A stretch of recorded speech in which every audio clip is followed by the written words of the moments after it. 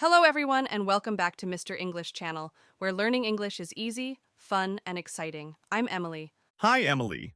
It's great to be here again with all our amazing listeners. How are you doing today? I'm fantastic, Paul, and super excited about today's topic. It's a big one. Oh, yes. It's something our learners always ask about. So, what's our big topic today? Today, we're talking about how to speak like a native. Wow, that's a great topic. And it's not about being perfect, right? It's really about being clear and natural. Exactly. It's all about sounding more relaxed and confident when you speak. And we've got some fun tips to help you do that. I'm ready. But before we jump in, we just want to say thank you for listening. If you enjoy our channel, please give this episode a thumbs up. Yes. And don't forget to subscribe and share it with your friends. It really helps us a lot. Okay, Paul, shall we begin? Let's do it. So, what's our first point for sounding more like a native speaker? Our first topic is connected speech. Ooh, that sounds serious. Laughs. It does sound serious, but it's actually very simple and very natural. Great. Can you explain it, Emily?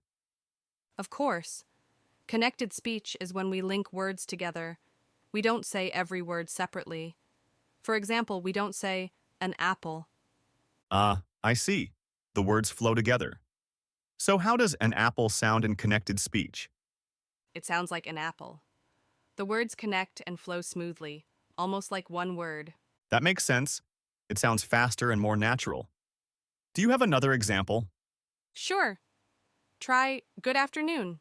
We don't really say good afternoon. The D from good connects to afternoon. So it sounds more like good afternoon. Exactly. It's a small change, but it makes a big difference. The conversation flows better. That's a great tip. So, listen to how words connect. That's how natives speak naturally. Cool. What's next on our list? Next up, we have reductions and contractions. Yes. This one's super common. Reductions. Does that mean we make words smaller? That's the perfect way to say it. We make some words shorter so we can speak faster. For example, going to. Oh, I know this one. Many people say going to, like, I'm gonna go to the store. You got it. Gonna is a reduction of going to.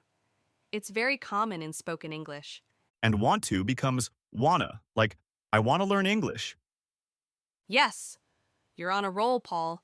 It's all about making speech sound easier and more natural. What about contractions? Are they different? They're similar, but slightly different. Contractions are when we combine two words with an apostrophe, like I am becomes I'm. Or you are becomes your, and he is becomes he's. Exactly. And we also have negative contractions. Do not becomes don't. Is not becomes isn't. This is so helpful. Using contractions like I'm and don't makes you sound instantly more natural. It really does. It's one of the biggest differences between textbook English and real conversation. Okay, ready for our third tip? I'm ready. What is it? Stress and emphasis. This one's about which words we say with more energy. So not all words are equal. Some are more important. Exactly. We stress the key words to give our sentences meaning. For example, if I say, I love this podcast, the stress is on I. So that means you love the podcast. Maybe someone else doesn't. Right. But if I say, I love this podcast, now love is stressed. It shows strong feeling. And if you say, I love this podcast, you mean this specific podcast, not another one. Wow. Same words, different meanings. Isn't that cool? Paying attention to stress helps you both understand and sound more natural. It's like the music of the language. I love that. Don't speak flatly. Give your words rhythm and emotion. Beautifully said, Paul. Okay, what's next? Next, we're talking about regional accents. A big one, because English is spoken in so many countries. Exactly. And even within one country, you'll find many accents. A London accent sounds different from a Scottish one. And an accent from New York sounds different from one in Texas. So the main point here is don't worry. There's no single correct accent. Absolutely. The goal is to be clear, not to sound like a Hollywood actor. Right. Listening to different accents helps you understand a variety of speakers: British, American, Australian, and more. All of them are wonderful. Your accent is part of who you are, and that's something to be proud of. Exactly. Be clear, be confident, and don't chase perfection. Okay, what's our next tip? Let's talk about something fun. Modern slang. Oh, yes, the tricky one. Slang changes so fast. It really does. Slang is very informal, the kind of language people use with friends. For example, you might say something is cool. Cool is a classic. It means something is good or awesome, like this music is cool. Another common one is awesome. Yep. That movie was awesome means it was amazing or fantastic. And more recently, people say lit to mean something is exciting, like the party was lit. Exactly.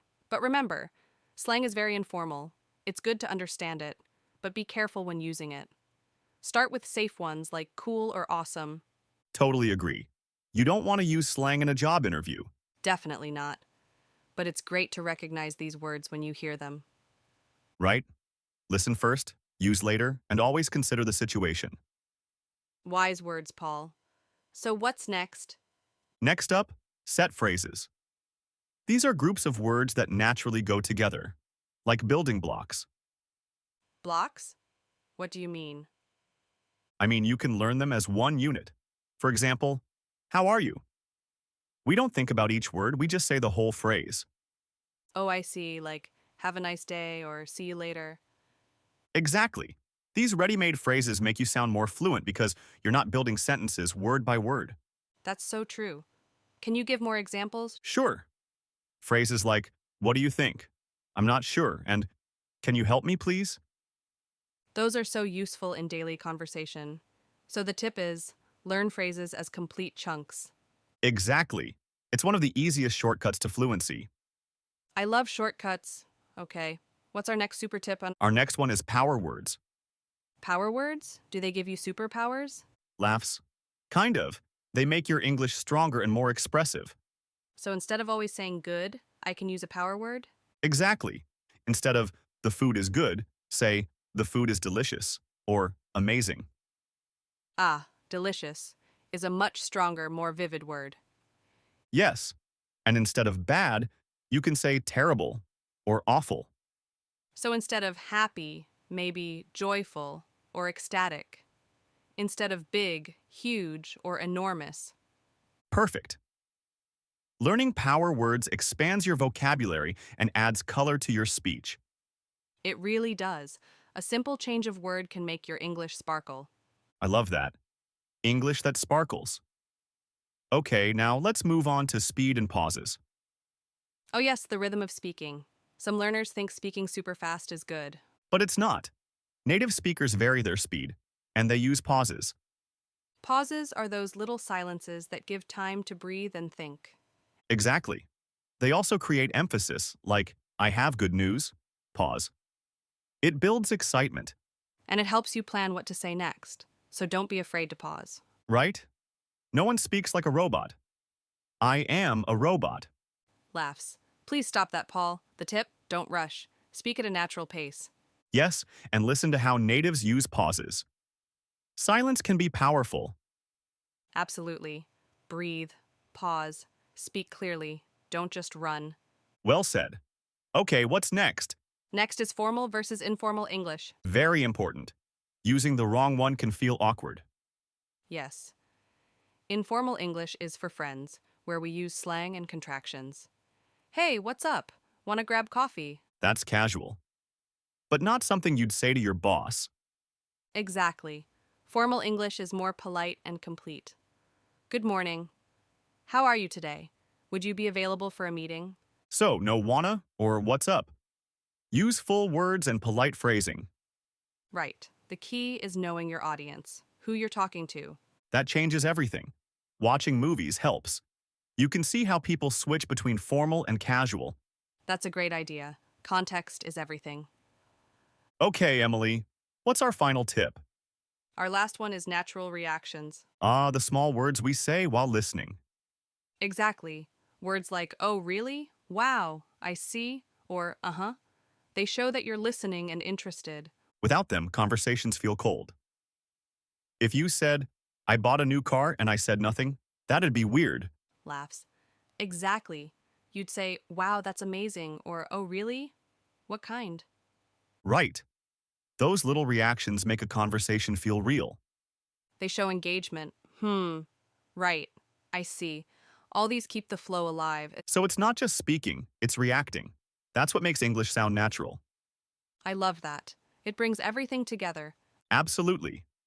So today we covered 10 powerful tips: connected speech, contractions, stress, accents, slang, set phrases, power words, speed, formality, and natural reactions.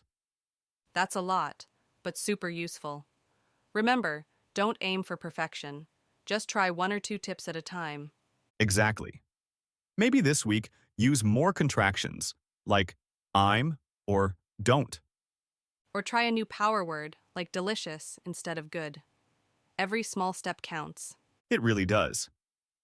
Well, that's all for today's episode. This was so much fun. It was. We hope you all enjoyed it. If you did, tell us in the comments which tip you'll practice first. And don't forget to subscribe to Mr. English channel and share this with your friends. Thank you all for listening. Keep practicing and keep having fun while you learn. Bye, everyone. See you next time.